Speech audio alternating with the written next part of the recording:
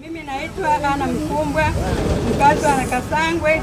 Niko mbele yenu hapa nikimshukuru Mungu sana. Tunamshukuru Mungu, ametutendea mambo makubwa sana katika nchi yetu ya Tanzania. Kwa hiyo wote hatuna budi kumshukuru.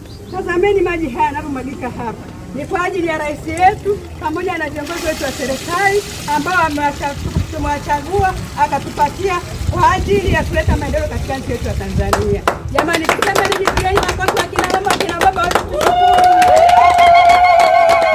Haya mafanikio yote mnayoona makubwa hapa yanaonekana katika nchi yetu na Kasangwe yetu.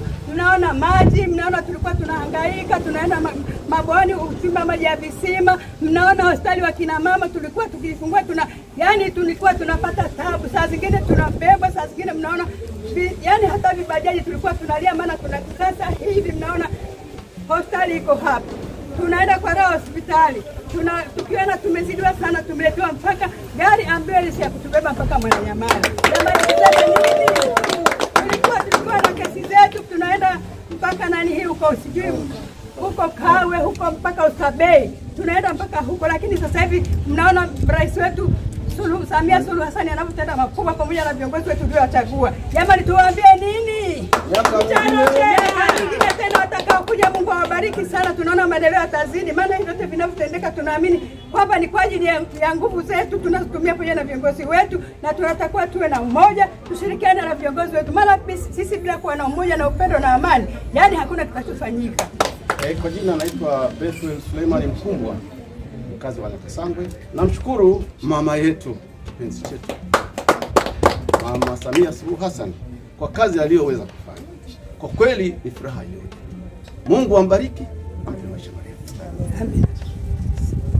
Wananchi waliojiandikisha tusikose kupiga kura.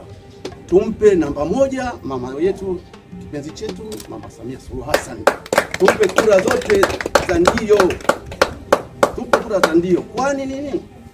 Haya mambo mengine hakuna mtoto anayezaliwa na kutembea. Kwa nini nasema hivi?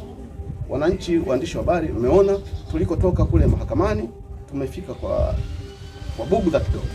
Tumetoka pale tumefika sehemu ya kuelekea hospitalini. Kwa kweli njia si rafiki.